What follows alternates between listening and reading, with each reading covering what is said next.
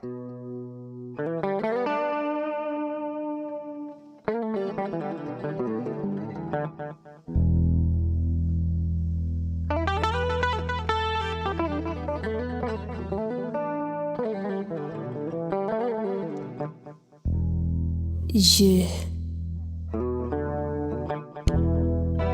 suis.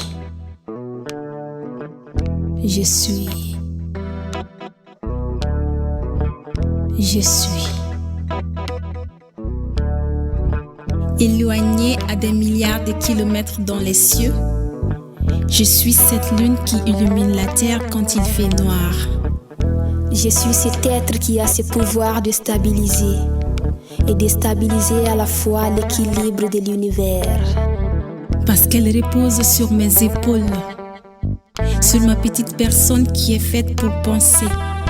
On doit toujours penser, penser à faire la différence entre la femme que je suis et celle que je suis censée représenter aux yeux de la société. Cette femme qui doit toujours supporter. Cette mère qui doit rester pour ses enfants. Cette femme qui doit rester pour être battue chaque soir, en attendant d'emprunter les couloirs de la mort un de ces soirs. Un soir où la mort prendra le dessus, où les coups seront de plus en plus forts, où les cris et l'oxygène ne suffiront plus. Un soir malheureux pour ces enfants devenus orphelins de père et de mère. Orphelins de père parce que celui-ci est devenu un animal qui se nourrit des cris, des coups, des larmes, de peur, sous l'œil de sa famille complice qui, à travers leur silence, ont pris part à cet acte atroce qui est la violence conjugale. Mais n'oubliez pas que je suis aussi cette jeune fille violée, bourreau de son bourreau parce qu'elle les dénonce. Cette jeune fille dite souillée, rejetée et chassée par sa propre famille parce que son violeur s'avère être son cousin, son oncle, son...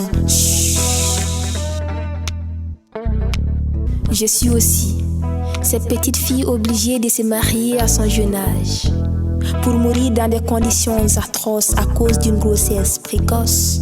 Cette femme abandonnée de tous parce que veuve je suis, parce que naître femme c'est crime, je ne l'ai pas su. Si être femme était un crime, nous sommes innocentes. Parce que naître femme, on ne l'a pas choisi. Quand on pense à Ellen Sirleaf Johnson, qui a dirigé le gouvernement libérien, Rosa Parks, la première personne noire à refuser de céder sa place à un blond dans le bus aux États-Unis d'Amérique. À Nyeleni de Ségou pour ses récoltes si énormes, à la reine Abla Pokou dans l'histoire des Baoulés, à Momo de Sikasso sur le champ de bataille. Tout ça pour vous montrer l'importance, la détermination de la femme dans la société. Ce qui nous a poussés, inspirés, encouragés aussi à faire ce qu'on fait aujourd'hui. Oser prendre le micro, nous présenter devant un public qui est à l'ouïe, nous mettre dans la tête que oui, on peut faire comme tous ces hommes slameurs et même mieux.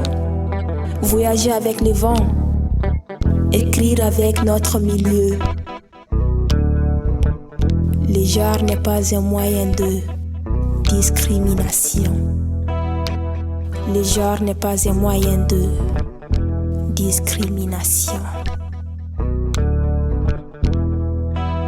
Mara Lenke.